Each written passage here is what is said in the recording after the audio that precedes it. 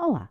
Neste vídeo vamos caracterizar e distinguir os diferentes tipos de ácidos nucleicos, em termos da sua composição, estrutura e função. Eu sou a Telma Rodrigues, sou professora de Biologia e Geologia e vou tentar ajudar. O que são então os ácidos nucleicos?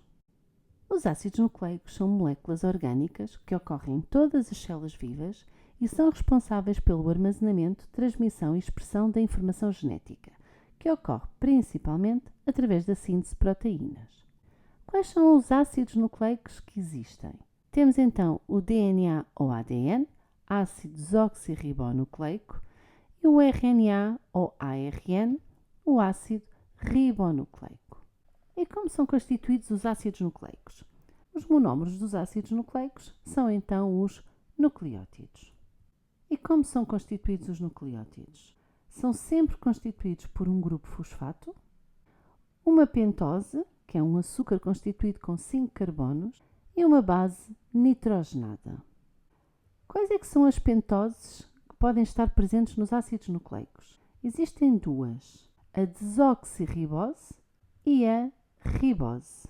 A desoxirribose tem menos um oxigênio que a ribose, tendo por isso o nome de desoxirribose.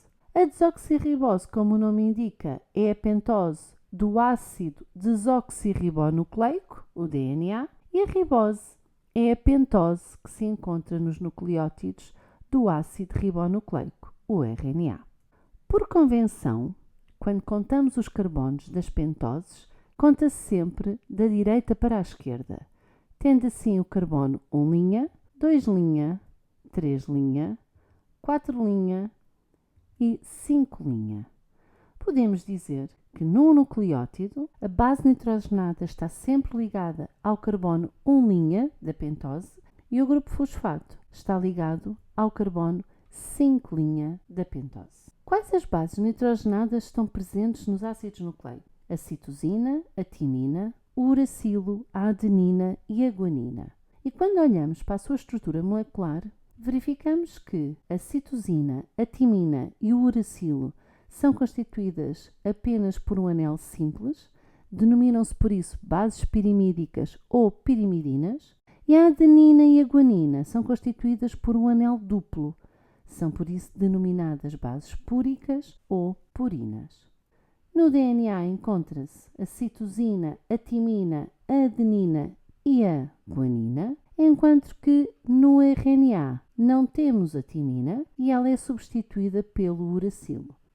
Como se ligam então os nucleótidos nos ácidos nucleicos? Os nucleótidos ligam-se sempre entre o grupo hidroxilo do carbono 3' da pentose de um nucleótido com o grupo fosfato que está ligado ao carbono 5' da pentose do nucleótido seguinte.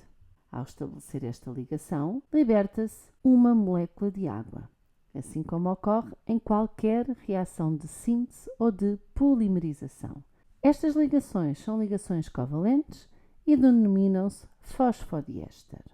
Quando observamos uma cadeia polinucleotídica, verificamos que o primeiro nucleótido de cada cadeia possui sempre o grupo fosfato livre ligado ao carbono 5. Dizemos que esta é a extremidade 5' da cadeia. Por outro lado, o último nucleótido da cadeia possui sempre o carbono 3' da pentose livre.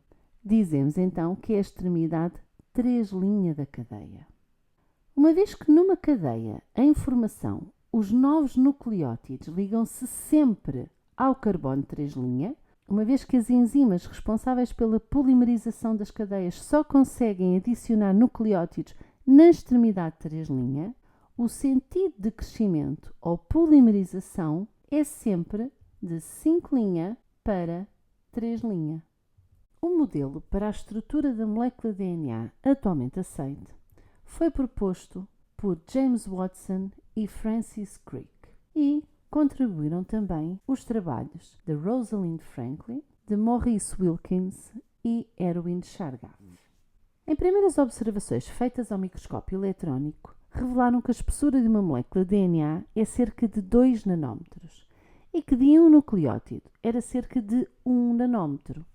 Ora, isto permite inferir que o DNA deveria ter uma cadeia dupla com uma espessura de 2 nucleótidos. Em 1950, Erwin Chargaff analisou o DNA de vários seres vivos e verificou que a quantidade de adeninas era semelhante à de timinas e a de guaninas à de citosinas. Assim, concluiu que a quantidade de bases púricas de anel duplo era igual à quantidade de bases pirimídicas de anel simples, estabelecendo que a razão entre elas é equivalente a 1. Rosalind Franklin e Maurice Wilkins realizaram métodos de difração raio-x em formas cristalizadas de DNA. Rosalind Franklin obteve imagens que permitiram concluir que a molécula de DNA deveria ter uma configuração helicoidal. Consta que Wilkins terá mostrado esta foto em um relatório preliminar a Watson e Crick, sem o conhecimento de Franklin. Com esta informação, Watson e Crick propuseram em 1953 o seu modelo para a molécula de DNA, sem terem mencionado o contributo de Franklin.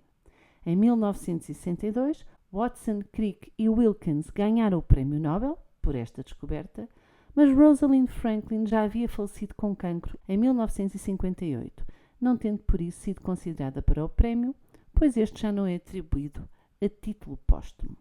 Este modelo indica então que a molécula de DNA é constituída por 2 cadeias polinucleotídicas enroladas em hélice.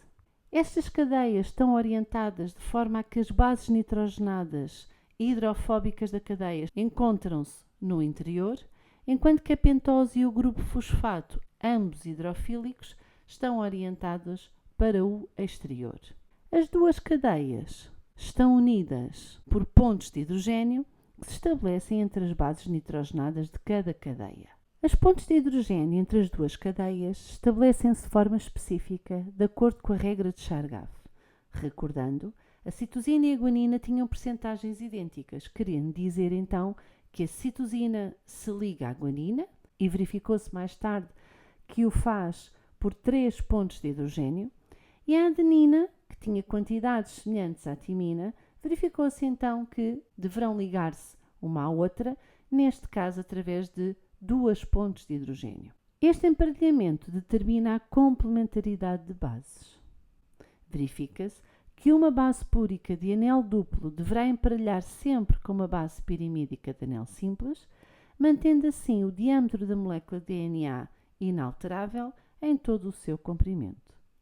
Numa cadeia DNA, verifica-se que, numa das cadeias, temos livre então a extremidade 5' e em baixo a extremidade 3'.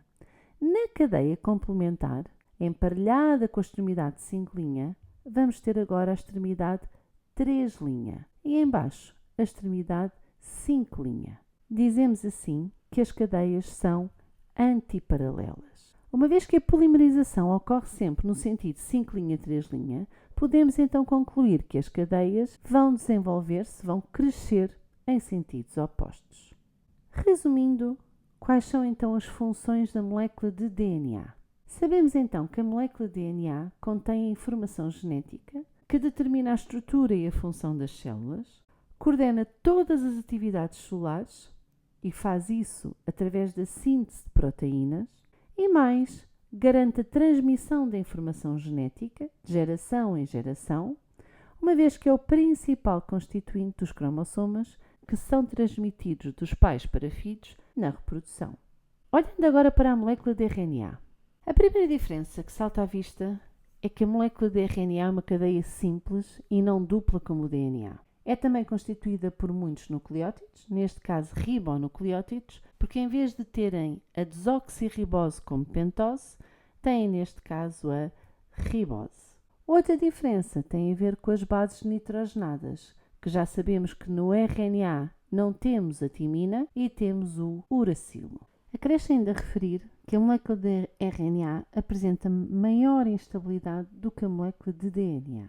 Quais os tipos de moléculas de RNA que existem? Existem vários tipos de RNA. Contudo, vamos agora falar do RNA mensageiro, do RNA de transferência e do RNA ribossómico. Vamos falar destes 3 porque são aqueles que estão envolvidos na síntese de proteínas que iremos estudar mais à frente. No que diz respeito ao RNA mensageiro, é uma molécula então de cadeia simples e de vida curta. É sintetizado no núcleo, no caso dos eucariontes, a partir de uma porção de DNA, um gene, que é depois transcrito e em seguida migra para o citoplasma. No citoplasma participa então na síntese de uma proteína, desintegrando-se depois. Já o RNA de transferência, embora seja constituído por uma cadeia simples, apresenta uma estrutura tridimensional, que resulta do enrolamento da cadeia em determinados locais por estabelecer pontos de hidrogênio entre as bases complementares de nucleótidos que estavam inicialmente afastados. Existem vários tipos de RNA de transferência, tendo cada um deles a capacidade de se ligar a apenas um aminoácido. O RNA ribossómico, como o nome indica, é uma molécula de cadeia simples que se apresenta enrolada e, juntamente com as proteínas, constitui os ribossomas que existem em todas as células. Resumindo, quais as funções então da molécula de RNA? Tendo em conta os 3 tipos de RNA que vimos, todos eles têm uma importante função na síntese proteica. O RNA mensageiro transporta a informação genética do núcleo até ao citoplasma, o RNA de transferência transporta os aminoácidos e faz a leitura e a tradução da informação que está no RNA mensageiro para a forma de aminoácidos, de um polipéptido, e o RNA ribossómico é um constituinte dos ribossomas que tem um papel importante na síntese proteica.